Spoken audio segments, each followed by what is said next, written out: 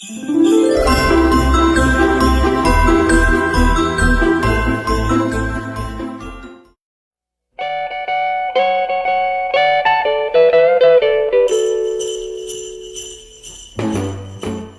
pangalan mo? Bianca po. Yeah. Kailang taon ka na? 16. Nag-aaral ka sa... Jose Villap National High School. Anong grade level mo? Grade 9. Kamusta naman yung pag-aaral?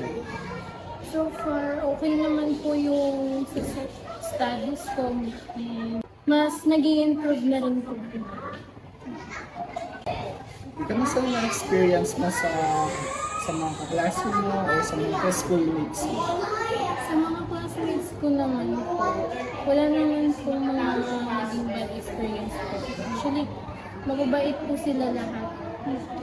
Schoolmates ko naman po, okay naman din po sila.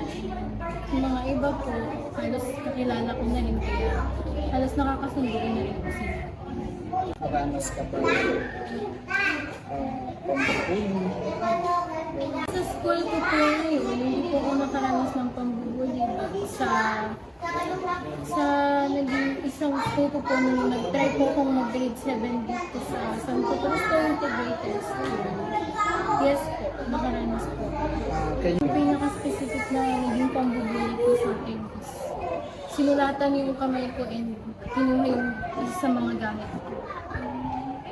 So, after nun, lumipat ka na sa Rosario. Yes po, tinapos ko na lang yung buong grade 7 ko po dito. Lumipat na po ako sa Rosario. Pagdating naman po sa music, napapansin ko nga rin po ngayon. Kung dati po, hindi po ako mas nagiging interested man po ako sa music dati, pero hindi po siya ganun kalawak pa. Pero since growing up, mas nagiging interested na rin po ako. Tumutugtog po ako, minsan naman kumakanta, pag pinag-iinit, ganyan, kumakanta sa videoke, minsan pinag-piano. Pero yung motto in life ko po, hindi lang siya basta lang may kasabihan. Actually, verse po yung sa akin. Proverbs 3, verse 5 and 6. Trust in the Lord with all your heart and lean not on your own understanding. In all your ways acknowledge Him and He will make your path straight.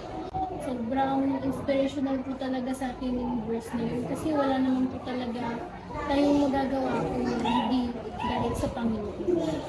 Message ko din po, halimbawa po sa mga kapwa SPED learners na kahit po ano man yung pinagdadaanan niyo o ano man yung mga naging kapasan ninyo, binubuli kayo o kahit ano pang pinagdadaanan niyo, huwag niyo silang papansinin kasi hindi naman talaga nila tayo kilala eh. Mas merong nakakakilala sa atin kaya kahit na ano nangyari, kahit ano pang sabihin nila, kahit sabihin nila na halimbawa, yung isa blind, sabihin nila bulag ka. Well, totoo naman. Kaya kung sinabihin nila sa inyo yun, sabihin nyo na lang, totoo naman, bulag ako. Titigil na rin naman yun sila. Sinabi mo rin naman. Kasi totoo rin kahit sabihin naman na bulag kami. Kaya kahit po yan ang nangyari sa mga kapwa ko na mas go lang, tuloy-tuloy lang.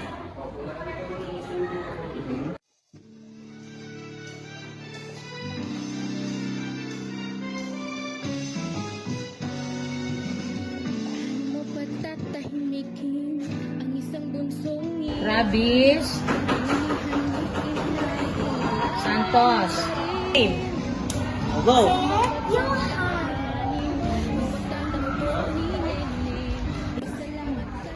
Ngayong araw, ang ating hinundugan ng regalo ay ang mga UPWD at ang mga SPED learners. Ngayon ay narinig natin at nakita natin sa kanila kung gaano sila katatag at kung gaano sila lumalaban sa araw-araw. Despite the challenges na meron pa rin mga tao na hindi talaga alam kung ano ba talaga sila, kung sino sila, na parehas rin natin sila. Pasalamat ka't may awit na kakantahin.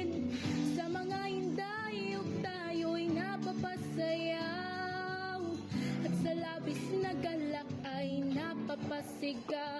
Wow, ang mga kirot sa puso ay lumilipad. Ang mga mithi ay natutupad. Thank you po. Salamat, salamat musika. Ng panahon, maasahan ka. Salamat, salamat musika. Itong munting mundo ay napapasigla.